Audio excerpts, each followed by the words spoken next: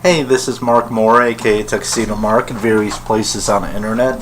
It's 10:29 a.m. according to a computer clock on Friday, February 13, 2015. And this is my review of original Sailor Moon anime episode number 15, Usagi is Frantic, Rei-chan's first date. Okay, this episode originally aired in Japan on June 20th, 1992. Okay, there's a nice moment near the beginning where Luna's thinking about things, that she walks out in the middle of the street, truck nearly hits her, but Mamoru saves her. Yeah, that was nice. But then Usagi gets the wrong idea and tells him to leave Luna alone, and there's fighting, of course.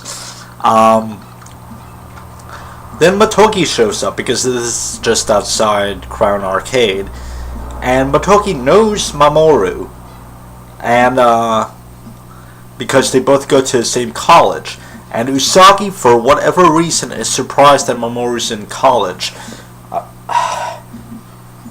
Shouldn't she figure out that he's, college aged? And why? Is it just the fact that he's in college that she's surprised about, or I don't know. Anyway, we learn his name in this episode. It's Mamoru Chiba.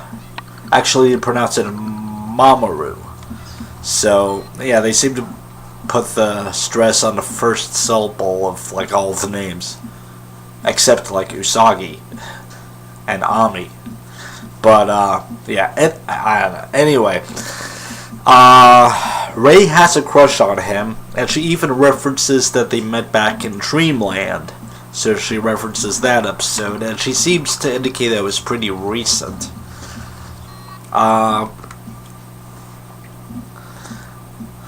Rei has this hilarious fantasy that she's going to trip in front of Mamoru on the street, and he'll feel sorry for her, take her out for coffee. Doesn't quite work out that way. She trips and falls. He steps on her head, and then he notices her and goes, "Oh, are you okay?" And she's like, yeah, I think I'm okay." And he's like, "Okay," and he just walks away. So she has to get up on her own. But yeah, she gets him to take her out for coffee. Of course, Usagi sees this and thinks he's, going after Rei, and she starts being all high and mighty about how he's too old for her and they shouldn't date and stuff like that. Anyway, they go out for coffee, and yes, it's coffee, not cocoa or chocolate like in the Deke dub. They always change coffee to cocoa. It's a place called Cafe Amigo. Okay. Okay, I guess I should talk about the main plot of this episode. Ami knows the groundskeeper in a forest, a local forest, like a local park, and it's going to be torn down to make room for an office complex or a business complex. And he's upset about it because there's a lot of wildlife in the park, and where are they going to go and stuff like that. So Nephrite plants his monster in the guy's hat to take possession of him and be passionate that he can control the animals and make them attack the construction crew and drive them out of the park and stuff like that. To make him protect the park and be all, so his energy reaches its peak and stuff like that. Okay. Is that plot relevant to the episode? I mean, is it relevant overall?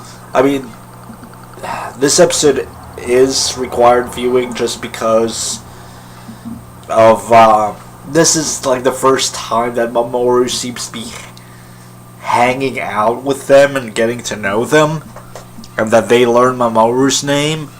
So, anyway. Okay, so back to the date. Usagi is spying outside the cafe, and she wants to go inside, but she has no money, so she wants to use her disguise pen over Luna's objection to transform herself into a waitress. But then she's thwarted by Umino, who shows up wondering what she's doing. So Usagi finds out Umino has money, and she decides to let him take her on a date in the cafe just so she can spy on Rei and Mamoru. So she's paying attention to them, and then for whatever reason, when she turns back to drink her soda or whatever, she's surprised that the two of them are sharing a soda and there are 2 straws in it. Was she paying so little attention earlier that she didn't notice this, or what? I don't get it.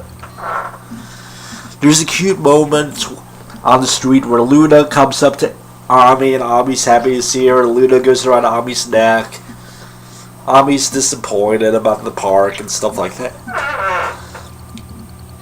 After one of the guys tells the groundskeeper that the construction crew had left, and he doesn't buy the story that they were attacked by animals, but he's like, looks like you can keep the park and continue taking care of it. But he smokes a cigarette, so the groundskeeper sends the animals to attack him. He smokes the cigarette and drops it on the ground. That's a big no-no. Animals attack. Luna senses the evil energy coming from it, and she and Ami want to go do something. Meanwhile, Rei's on a canoe ride in the lake of the park with Mamoru, and Usagi's spying on them and stuff like that, while supposedly being on a date with Umino. She's ignoring him, of course. I will mention that the groundskeeper's last name is mentioned fairly late in this episode. It's mentioned twice, but it's mentioned late. Not even Nephrite mentions the guy's name when he's trying to determine who the next target is. I don't believe Ami mentions it earlier on, so that was kind of weird. It's weird when Mamoru and Rei are on the canoe ride. Mamoru gets this reaction like, ugh. Like, I think it's his, he has some kind of sense that there's trouble nearby, and that's when he transforms into Tuxedo Mask. But still a mystery at this point. Usagi still has to be told to do stuff. Una has to remind Usagi to transform into Sailor Moon. And then Tuxedo Mask has to tell Usagi to use her tiara. Rei suspects, as she did back in Dreamland, that Mamoru's Tuxedo Mask. She brings it up. Usagi dismisses it. Mamoru's like, who's Tuxedo Mask? You know. Anyway, the main plot seems to kind of be unresolved. I mean, is the guy dead? I mean, they defeated the monster, but the guy was lying on the ground and his hair had gone all gray like he had aged. I don't think we see him get back up. So did Nephrite succeed here? It's kind of weird. We don't find out what happens to the park either.